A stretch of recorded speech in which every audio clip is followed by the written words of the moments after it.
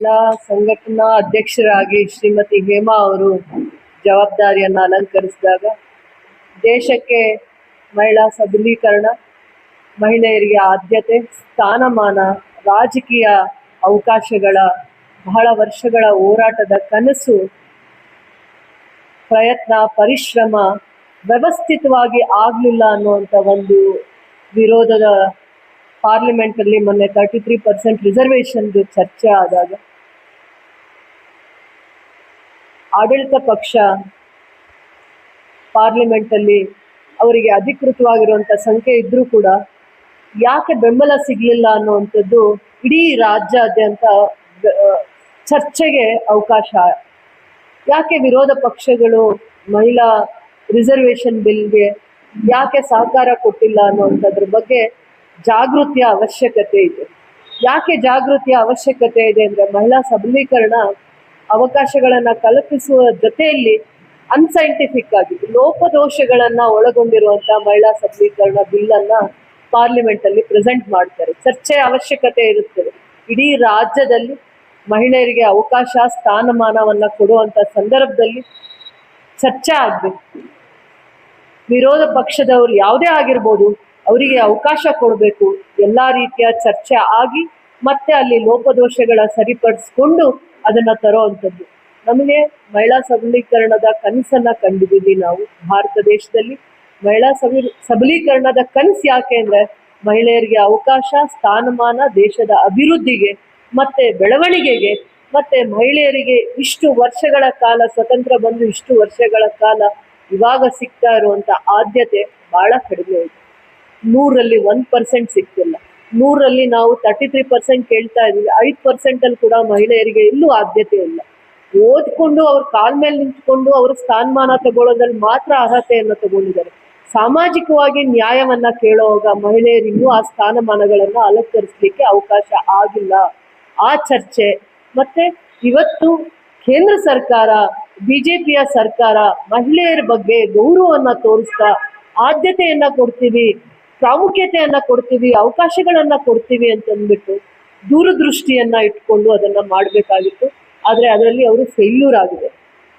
ಯಾವುದೇ ಒಂದು ಸರ್ಕಾರ ಆಡಳಿತದಲ್ಲಿದ್ದಾಗ ವಿರೋಧ ಪಕ್ಷದಲ್ಲಿ ಯಾರೇ ಕುತ್ಕೊಂಡಿದ್ರು ಕೂಡ ಅದು ದೇಶಕ್ಕೆ ಒಳ್ಳೆಯ ಆಲೋಚನೆಯಿಂದ ಮಾಡಿರೋದಾದ್ರೆ ಅದಕ್ಕೆ ಸಹಕಾರ ಯಾವಾಗಲೂ ಸಿಕ್ಕೇ ಸಿಗುತ್ತೆ.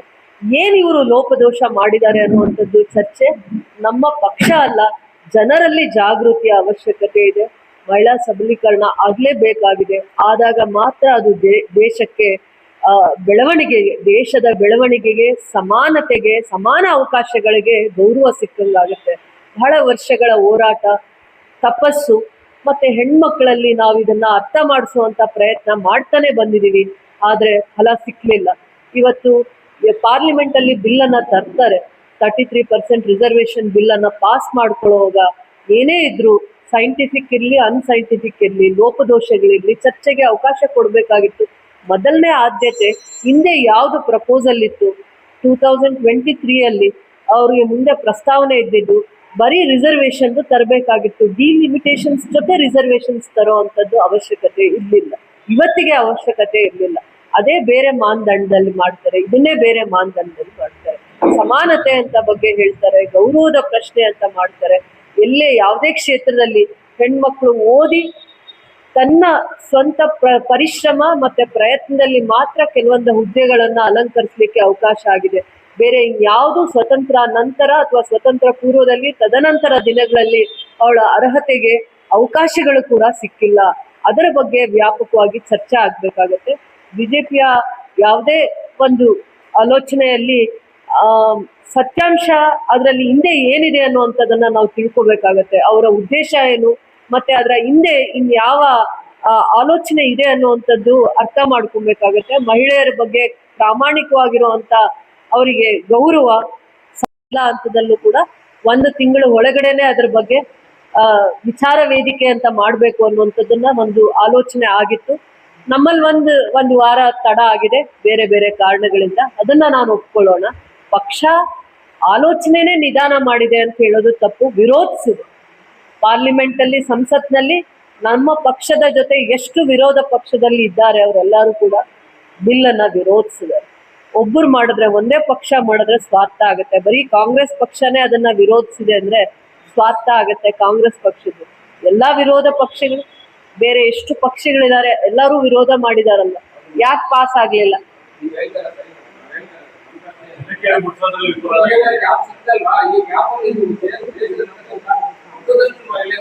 ಪ್ರೆಸೆಂಟ್ ಮಾಡ್ತಾರೆ ಸಂಸತ್ತಲ್ಲಿ ಅಂತ ನಾವು ಮೊದಲೇ ತಿಳ್ಕೊಂಡಿರ್ಲಿಲ್ಲ. ಕಾಂಗ್ರೆಸ್ ಪಕ್ಷ ಮೊದಲೇ ತಿಳ್ಕೊಂಡಿರ್ಲಿಲ್ಲ. ಏನೇ ಇದ್ರು ದೃಷ್ಟಿಕೋನ. ಆಮೇಲೆ ನೀವು ಕಾಂಗ್ರೆಸ್ ಪಕ್ಷ ವಿಫಲ ಅಂತ ಹೇಳ್ತಿರಲ್ಲ, ನಾವು ಕೆಲವೊಂದು ಯೋಜನೆಗಳನ್ನ ಮಹಿಳೆಯರಿಗೆ ತಂದಿದ್ದೀವಿ. ನೀವು ಯಾರಾದ್ರೂ ಪ್ರಶ್ನೆ ಮಾಡಿ ನೋಡೋಣ, ಮಹಿಳೆಯರಿಗೆ ಅದು ಗೌರವವಾಗಿ ಮುಗ್ತಾ ಇದೆಯಾ ಇಲ್ಲ ಅಂತಂದು ಹೇಳ್ತಾ ಇದ್ದೀರಲ್ಲ. ಕಾಂಗ್ರೆಸ್ ಪಕ್ಷ ವಿಫಲ ಹೌದಾ? ಕಾಂಗ್ರೆಸ್ ಪಕ್ಷ ವಿಫಲ ಆಗಿದ್ರೆ ನಾವು ಹೆಣ್ಮಕ್ಳಿಗೆ ಏನೇನ್ ಸಂಕಲ್ಪ ಮಾಡಿದೀವಿ, ಕೆಲವೊಂದು ಕಲ್ಯಾಣ ಕಾರ್ಯಕ್ರಮಗಳನ್ನ ಅವ್ರಿಗೆ ವ್ಯವಸ್ಥಿತವಾಗಿ, ನ್ಯಾಯಯುತವಾಗಿ, ಯಾವುದೇ ಲೋಪದೋಷ ಇಲ್ಲದೆ 1 ಕೋಟಿ ಜನಸಂಖ್ಯೆ ಹೆಣ್ಮಕ್ಳಿಗೆ ನಾವು ಪಾರದರ್ಶಕವಾಗಿ ಹೆಂಗ್ ಮುಟ್ಟಿಸ್ತೀವಿ? ನಮ್ಮ ಸಂಕಲ್ಪ ಅದು. ನಮ್ಮ ಕಾಂಗ್ರೆಸ್ ಪಕ್ಷದ ಕಾರ್ಯಕ್ರಮದಲ್ಲಿ ಮಹಿಳೆಯರಿಗೆ ಕೊಡ್ತಾ ಇರುವಂತ ಸ್ಥಾನಮಾನ, ಗೌರವ ಅದು. ಆ ಪರಿಕಲ್ಪನೆಯಲ್ಲಿ ಕಾಂಗ್ರೆಸ್ ಪಕ್ಷ ಯಾವತ್ತೂ ಹೆಣ್ಮಕ್ಳಿಗೆ ಗೌರವವನ್ನ ಕಾಪಾಡಿಕೊಂಡೇ ಬಂದಿದೆ. ಗೌರವವಾಗಿ ನಡ್ಕೊಳ್ಳುವಂತ ವಿಚಾರದಲ್ಲಿ ಎಲ್ಲೂ ಲೋಪದೋಷ ಮಾಡಿಲ್ಲ. ಬಿಜೆಪಿಯವರು ಈ ರೀತಿಯ ರಿಸರ್ವೇಶನ್ ಬಿಲ್ ನ ಪ್ರೆಸೆಂಟ್ ಮಾಡ್ತಾರೆ ಸಂಸತ್ತಲ್ಲಿ ಅಂತ ಯಾರಿಗೂ ಅದರ ಅರಿವಿರಲಿಲ್ಲ. ನಾವು ಕಾರ್ಯಕ್ರಮ ಮಾಡಿದೀವಿ. ಇಡೀ ರಾಜ್ಯದಲ್ಲಿ 1,25,00,000 ಮಹಿಳೆಯರಿಗೆ ಪಾರದರ್ಶಕವಾಗಿ, ಪ್ರಾಮಾಣಿಕವಾಗಿ ನಮ್ಮ ಕಾರ್ಯಕ್ರಮಗಳು ಮುಗ್ತಾ ಇದೆ. ಯಾವುದೇ ಒಂದು ಹೆಣ್ಮಗು ಹೇಳಿ, ಹೆಣ್ಮಕ್ಳು ಅದ್ರಲ್ಲಿ ವಿಶೇಷವಾಗಿ ಸುಳ್ಳು ಹೇಳಲ್ಲ. ನೀವು ಪ್ರತಿ ಹಳ್ಳಿಗೂ ಹೋಗಿ, ಟ್ರಾನ್ಸ್ಪರೆನ್ಸಿ ಇದೆ. ನಮ್ಮ ಯೋಜನೆಗಳು ಮುಟ್ಲಿಕ್ಕೆ ಕಾರ್ಯಕ್ರಮಗಳಿಗೆ ಒಂದು ಸಿದ್ಧಾಂತ ಇಟ್ಕೊಂಡು ಮಾಡ್ತೀವಿ, ಪಬ್ಲಿಸಿಟಿಗೆ ಮಾಡಲ್ಲ. ನಮ್ದೆಲ್ಲಾದ್ರೂ ಲೋಪದೋಷ ಇದ್ರೆ ನೀವೇ ಇದ್ದೀರಾ ಪದೇ ಪ್ರಶ್ನೆ ಮಾಡ್ಲಿಕ್ಕೆ. ಯಾಕೆ ಅದೊಂದು ವಿಚಾರದಲ್ಲಿ ನಾವು ತಂದಿರೋ ಕಾರ್ಯಕ್ರಮದಲ್ಲಿ ನೀವು ಒಂದಿನಾನು ಪ್ರಶ್ನೆ ಮಾಡ್ಲಿಲ್ವೇ? 3 ವರ್ಷಗಳು ನಾವು ಮುಗಿಸಿದೀವಿ.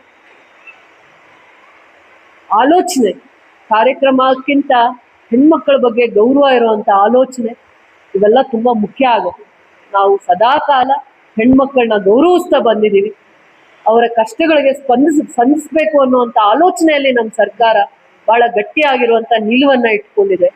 ಲೋಪದೋಷಗಳನ್ನ ಹೇಳುವಂಥದ್ದು, ಎತ್ತಿಡಿಯುವಂಥದ್ರಲ್ಲಿ ಸ್ವಲ್ಪ ತಡ ಆಗಿದೆ ಅಂತ ಹೇಳ್ತಾ ಇದ್ದೀರಾ, ಅದನ್ನ ಒಪ್ಕೊಳ್ಳೋಣ. ಅದರಲ್ಲಿ ಅವರ ಇಡನ್ ಅಜೆಂಡಾ ನಮ್ಗೆ ಗೊತ್ತಿಲ್ಲ, ಅನ್ಸೈಂಟಿಫಿಕ್ ಆಗಿದೆ ಅಂತ ಎಲ್ಲಾ ವಿರೋಧ ಪಕ್ಷಗಳು ಕೂಡ ಅದನ್ನ ವಿರೋಧ ಮಾಡಿಸಿದೆ ಅನ್ನುವಂಥದ್ದನ್ನ ನಾವು ನಮ್ಮ ಜಿಲ್ಲೆಯ ಮಹಿಳಾ ಘಟಕ ಮತ್ತೆ ಎಲ್ಲಾ ತಾಲೂಕಿನ ಮಹಿಳೆಯರ ಮೀಟನ್ನ ಮಾಡ್ತಾ ಇದ್ದೀವಿ. ಕಾಂಗ್ರೆಸ್ ಪಕ್ಷ ಅಧಿಕೃತವಾಗಿ ಯಾಕೆ ವಿರೋಧ ಮಾಡಿದೆ ಅನ್ನುವಂಥದ್ದನ್ನ ಮಾಧ್ಯಮದ ಮುಂದೆ, ಪತ್ರಕರ್ತರ ಮುಂದೆ, ನಿಮ್ಮ ಮುಂದೆ ಹೇಳ್ಕೊಳ್ಳುವಂಥದ್ದನ್ನ ನಾವು ಮಾಡ್ತಾ ಇದ್ದೀವಿ. ಹೆಣ್ಮಕ್ಳಿಗೆ ಗೌರವ, ಸ್ಥಾನಮಾನ, ಅರ್ಹತೆ, ಈಕ್ವಾಲಿಟಿ ಎಲ್ಲಿದೆ? ರಾಜಕೀಯದಲ್ಲಿ ಯಾವತ್ತು ಈಕ್ವಾಲಿಟಿ, ಸ್ಥಾನಮಾನ ಇಲ್ಲ. ಪುರುಷರಿಗಿಂತ ನಾವು 10ರಷ್ಟು ಗಟ್ಟಿಯಾಗಿ ಫೈಟ್ ಮಾಡಿದಾಗೆ ನಮ್ಗೆ ಅವಕಾಶಗಳು ಸಿಗಲ್ಲ. 10ರಷ್ಟು. ಅದು ಹೆಣ್ಮಕ್ಳಲ್ಲಿ ನಾವು ಚೈತನ್ಯ ತುಂಬಬೇಕು, ಅದರ ಜಾಗೃತಿ ಮೂಡಿಸ್ಬೇಕು, ಅರಿವು ಮೂಡಿಸ್ಬೇಕು. ನಮ್ಮಲ್ಲೂ ಕೂಡ ವ್ಯವಸ್ಥಿತವಾಗಿ ಯಾಕೆ 33% ರಿಸರ್ವೇಶನ್ ಬಿಲ್ ವಿರುದ್ಧ ನಾವಿಲ್ಲ, ಆದ್ರೆ ಅದ್ರ ಹಿಂದೆ ಏನೇನ್ ಲೋಪದೋಷಗಳಿದಾವೆ ಅದನ್ನ ಯಾವ ರೀತಿ ವ್ಯವಸ್ಥಿತವಾಗಿ ಸರಿಪಡಿಸ್ಬೇಕು ಅನ್ನುವಂತ ಜಾಗೃತಿ ಅವಶ್ಯಕತೆ ಇದೆ. ಅದು ಬಿಟ್ಟು ಬೇರೆ ಪ್ರಶ್ನೆ ಮಾಡಿ ಮುಖ್ಯಮಂತ್ರಿಗಳು ಅಥವಾ ಪಕ್ಷದ ಅಧ್ಯಕ್ಷರು ಏನ್ ಅವರಿಗೆ ಕರೆದು ಅವ್ರನ್ನ ವಿಚಾರಣೆ ಮಾಡ್ಬೇಕು ಅಂತಿದೆಯಾ, ಅದು ಅವರ ಹಂತದಲ್ಲಿ ಆಗುತ್ತೆ. ಪಕ್ಷಕ್ಕೆ ದುಡ್ಕೊಂಡು ಬಂದಿದ್ದಾರೆ, ಕಾಂಗ್ರೆಸ್ ಪಕ್ಷನ ಬಹಳ ವರ್ಷಗಳ ಕಾಲ ಕಟ್ಟಿದ್ದಾರೆ ಈ ಭಾಗದ ನಾಯಕರು. ನಾವು ಅವ್ರನ್ನ ಗೌರವಿಸ್ತೀವಿ, ಬೇರೆ ವಿಚಾರದ ಬಗ್ಗೆ ನಾವು ಚರ್ಚೆ ಮಾಡೋಣ.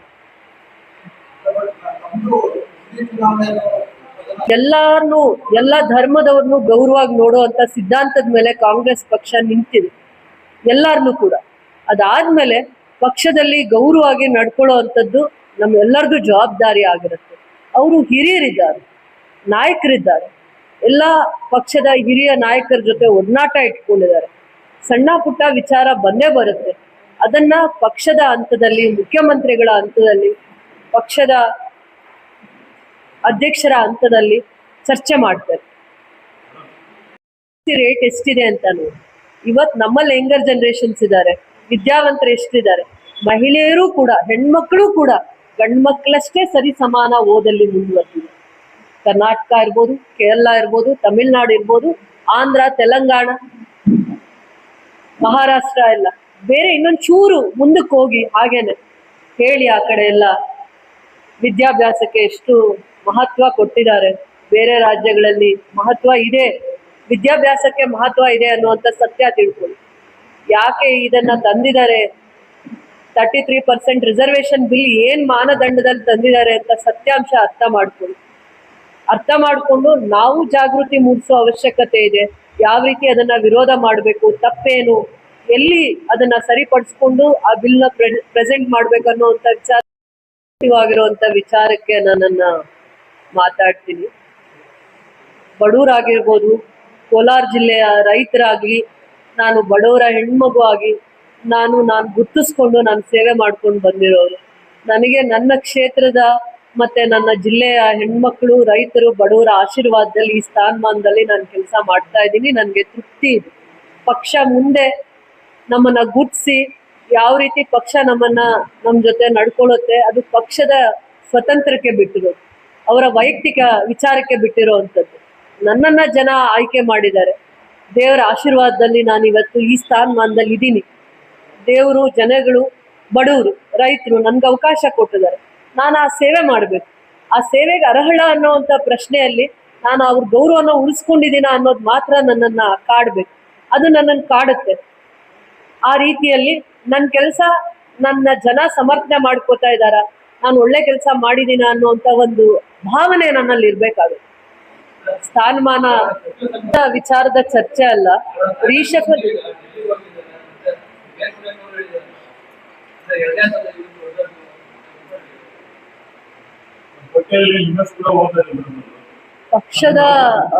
ಪಕ್ಷದ ಇತಿಮಿತಿಯಲ್ಲಿ ಚರ್ಚೆ ಆಗುವಂಥದ್ದನ್ನ ನಾವು ಏನು ಹೇಳಲಿಕ್ಕೆ ಆಗಲ್ಲ.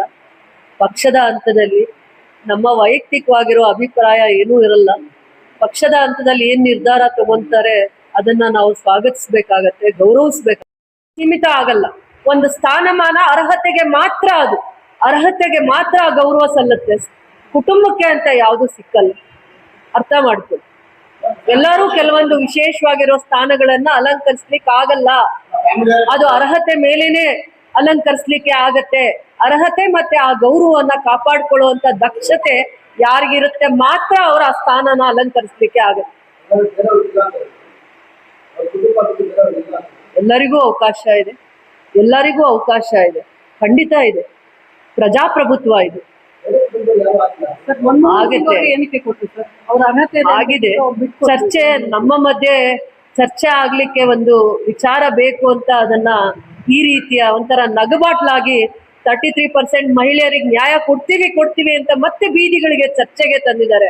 ಮಾಡ್ಬೇಕು ಅನ್ನುವಂತ ಸಂಕಲ್ಪ ಮಾಡಿದ್ರೆ ಬೇರೆ ರೀತಿನೇ ಇದನ್ನ ಎಲ್ಲಾರನ್ನು ಕರೆದು ವಿಶ್ವಾಸಕ್ಕೆ ತಗೊಂಡು ಇದರ ಒಳ್ಳೇದೇನು, ಯಾವ ಕಾರಣದಿಂದ ನಾವು ಈ ಪ್ರಯತ್ನ ಮಾಡ್ತಾ ಇದ್ದೀವಿ, ಯಾಕೆ ಎಲ್ಲರ ಸಹಕಾರ ಬೇಕು, ಸಮ್ಮತಿ ಬೇಕು ಅಂತ ಚರ್ಚೆ ಮಾಡಿ ಸದನ ಪವಿತ್ರವಾಗಿರುವಂತ ಸಂಸತ್ತದು.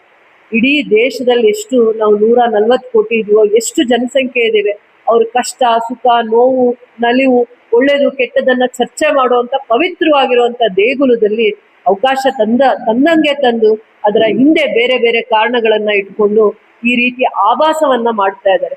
ಹೆಚ್ಚಿಗೆ ನಮ್ಮ ರಾಜ್ಯದ ಮಹಿಳಾ ಕಣ್ಮಣಿಗಳು ಅರ್ಥ ಮಾಡ್ಕೋಬೇಕಾಗಿದೆ. ಸರ್ಕಾರದ ಉದ್ದೇಶಗಳನ್ನ ಅರ್ಥ ಮಾಡ್ಕೊಬೇಕಾಗತ್ತೆ, ದುರುದ್ದೇಶಗಳನ್ನ ಅರ್ಥ ಮಾಡ್ಕೊಬೇಕಾಗತ್ತೆ. ನ್ಯಾಯವನ್ನ ಕೊಡೋ ರೀತಿಯಲ್ಲೇ ಕೊಟ್ಟು ಅವರು ಯಾವ ಈ ವಿಚಾರನ ಮಹಿಳೆಯರಿಗೆ ನ್ಯಾಯ ಕೊಡ್ತೀವಿ, 33% ರಿಸರ್ವೇಶನ್ ಕೊಡ್ತೀವಿ ಅಂತ ಚರ್ಚೆಗೆ ಅವಕಾಶವನ್ನ ಮಾಡಿದರೆ ಬಿಟ್ರೆ ಅವರಲ್ಲಿ ನ್ಯಾಯ ಎಲ್ಲಿದೆ? ಕೊಡ್ಲೇಬೇಕು ಅನ್ನೋಂಥ ಮನ್ಸಿದ್ರೆ ಅದಕ್ಕೆ ಆದ ತಯಾರಿಯನ್ನ ಮಾಡ್ತಾ ಇದ್ರು ಅನ್ನೋಂಥ ಸತ್ಯನ ನೀವು ಅರ್ಥ ಮಾಡ್ಕೋಬೇಕು ಅಂತ ನಾನು ಹೇಳಕ್ ಇಷ್ಟಪಡ್ತೀನಿ. ಅಧಿಕೃತವಾಗಿ ಮಹಿಳೆಯರ ಜಾಗೃತಿ ಕಾರ್ಯಕ್ರಮ ಅನ್ನೋಂಥದನ್ನ ವ್ಯವಸ್ಥಿತವಾಗಿ ವಿಚಾರವಂತಿಕೆಯಿಂದ ಮಾಡುವಂತ ಪ್ರಯತ್ನ ಇಡೀ ರಾಜ್ಯಕ್ಕೆ, ದೇಶಕ್ಕೆ ಕಾಂಗ್ರೆಸ್ ಪಕ್ಷ ಮಾಡೇ ಮಾಡುತ್ತೆ.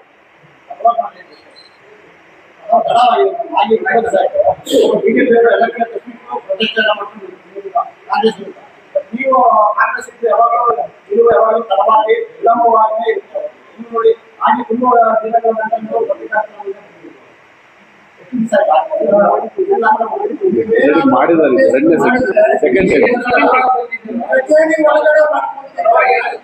ಅಲ್ಲ, ಮಹಿಳೆಯರು ಪ್ರೊಟೆಸ್ಟ್ ಮಾಡಿದ್ದಾರೆ ಹೋದ ವಾರ. ಈಗ ನಾವು ಕೆಪಿಸಿಸಿ ಒಂದು ನಿಮಿಷ. ಸರಿ,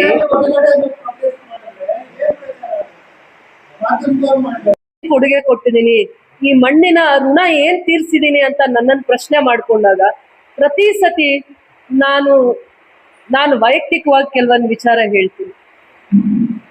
ಒಂದು ಕಲ್ಲು ದೇವಸ್ಥಾನಕ್ಕೆ ಹೋಗುತ್ತೆ, ಅದು ಶಿಲೆಯಾಗಿ ಮೂರ್ತಿ ಆಗತ್ತೆ, ಮೂರ್ತಿಯಾಗಿ ಪ್ರತಿದಿನ ಭಕ್ತರನ್ನ ಆಕರ್ಷಿಸುತ್ತೆ. ಇವತ್ತು ನಮಗೂ ಕೂಡ ಎಷ್ಟೊಂದ್ ಸತಿ ಕಷ್ಟ ಆದಾಗ, ನೋವಾದಾಗ, ಅವಮಾನ ಆದಾಗ, ಅಗ್ನಿ ಪರೀಕ್ಷೆ ಆದಾಗ ಎಲ್ಲಿ ಕೂತ್ಕೋತೀವಿ ಮನಃಶಾಂತಿಯಾಗಿ. ಆದ್ರೆ ಅದು ದೇವಸ್ಥಾನಕ್ಕೆ ಹೋದಾಗ ಅದು ಕಲ್ಲು, ಅದಾದ್ಮೇಲೆ ದೇವ್ರ ಆಗ್ತದೆ, ಶಿಲೆ ಆಗುತ್ತೆ. ಸಾವಿರಾರು ವರ್ಷ ಪ್ರತಿದಿನ ಭಕ್ತರನ್ನ ಆಕರ್ಷಿಸುವಂತ ದೇಗುಲ ಆಗುತ್ತೆ. ನಾನ್ ಕೂಡ ಒಂದ್ ಹೆಣ್ಮಗು, ನಾನು ಈ ಜಿಲ್ಲೆಯಲ್ಲಿ ಹುಟ್ಟಿರೋ ಹೆಣ್ಮಗು, ನನಗೆ ಅದು ಒಂದೇ ಇರುತ್ತೆ, ನಾನು ಈ ಜಿಲ್ಲೆಯ ಹೆಣ್ಮಗು. ನಾನು ರೈತರ ಒಡನಾಟದಲ್ಲಿ, ಹೆಣ್ಮಕ್ಳ ಒಡನಾಟದಲ್ಲಿ ಒಂದು ದೇಗುಲನ ನೋಡಿದ್ದೆ. ಆ ದೇಗುಲ ಇವತ್ತು ಯಾವ ಪರಿಸ್ಥಿತಿಯಲ್ಲಿದೆ, ದೇವಿಗೆ ಮಾತ್ರ ಅರ್ಪಿಸ್ಬಿಟ್ಟು ಬಂದಿದ್ದೀನಿ. ಇವತ್ತು ಪ್ರೆಸ್ ಮೀಟ್ ಕರೆದ್ರು, ವೈಯಕ್ತಿಕವಾಗಿ ಮನಸ್ಸನ್ನ ನನ್ಗೆ ಏನು ಹೇಳಕ್ಕೆ ಇಷ್ಟ ಇರ್ಲಿಲ್ಲ, ಆದ್ರೆ ನನ್ನ ಜವಾಬ್ದಾರಿ ಆಗಿತ್ತು. ನನ್ಗೆ ಇವತ್ತೊಂದು ಸ್ಥಾನಮಾನ ಇದೆ, ನನ್ನ ಜವಾಬ್ದಾರಿ, ನನ್ನ ಆದ್ಯತೆ, ನನ್ನ ಕರ್ತವ್ಯ. ಆದ್ರೂ ನಾನು ಹೋಗಿ ದೇವಿ ಮುಂದೆ ನಿಂತ್ಕೊಂಡು ನಾನು ಮುಕ್ಕೊಂಡು ಬಂದಾಗ, ನೀವು ಪುಸ್ತಕದಲ್ಲಿ ಬರೆಯೋ ಅಂಥದ್ದು, ಸ್ಟ್ಯಾಟಿಸ್ಟಿಕ್ಸ್ ಅಲ್ಲಿ ಇರೋ ಅಂಥದ್ದು, ಮಾಧ್ಯಮದಲ್ಲಿ ಮೀರಿರೋ ಅಂಥದ್ದು, ದೇವ್ರ ಹತ್ರ ಒಂದು ಲೆಕ್ಕ ಇರುತ್ತೆ. ಆ ಲೆಕ್ಕಕ್ಕೆ ಮಾತ್ರ ನಾನು ತಲೆ ಬಗ್ಸ್ತೀನಿ. ನನಗೆ ವಿಶೇಷವಾಗಿ ನನ್ನ ಜಿಲ್ಲೆ ಅಂದ್ರೆ ಅಭಿಮಾನ. ನನ್ನ ರೈತರ ದೇವಸ್ಥಾನ, ಮಹಿಳೆಯರಿಗೆ ಕಷ್ಟ ಸುಖಕ್ಕೆ, ನನಗಿವತ್ತು ಕಷ್ಟ ಬಂದ್ರೆ ನನ್ನ ಒಬ್ಬಳ ಕಷ್ಟ ಆಗತ್ತೆ. ಸಾವಿರಾರು ಕುಟುಂಬಗಳು, ಹೆಣ್ಮಕ್ಳು, ವಿಶೇಷವಾಗಿ ರೈತರು, ಬಡವರ ದೇವಸ್ಥಾನ ಆಗಿದ್ದನ್ನ ನಾನು ಅಷ್ಟೇ ಪವಿತ್ರವಾಗಿ, ಅಷ್ಟಕ್ಕೆ ಮಾತ್ರ ಸೀಮಿತವಾಗಿ ನೋಡ್ಕೊಂಡು ಬಂದಿರೋಂಥ ಹೆಣ್ಮಕ್ಳು.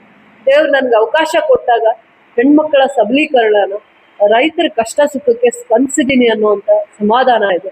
ಎಂಥ ಸಂದರ್ಭದಲ್ಲೂ ಕೂಡ ನಾನು ದೇವಸ್ಥಾನದ ಒಂದು ಅಡಿಪಾಯ ಹಾಕ್ತೀನಿ, ಕಲ್ಲ ಹಾಕ್ತೀನಿ, ಅಷ್ಟೇ ಬಿಟ್ರೆ ನಾನು ಅದನ್ನ ಕೆಡುವಂತ ಮೂರ್ತಿ ಅಂತೂ ಯಾವತ್ತೂ ಆಗಲ್ಲ. ಅಷ್ಟೇ ನಾನು ಹೇಳ್ತೀನಿ. ಇವತ್ತು ರಾಜಕೀಯದಲ್ಲಿ ಒಂದು ಸ್ಥಾನಮಾನ ನನ್ಗಿರ್ಬೋದು, ನಾಳೆ ಇರ್ದೇ ಇರ್ಬೋದು.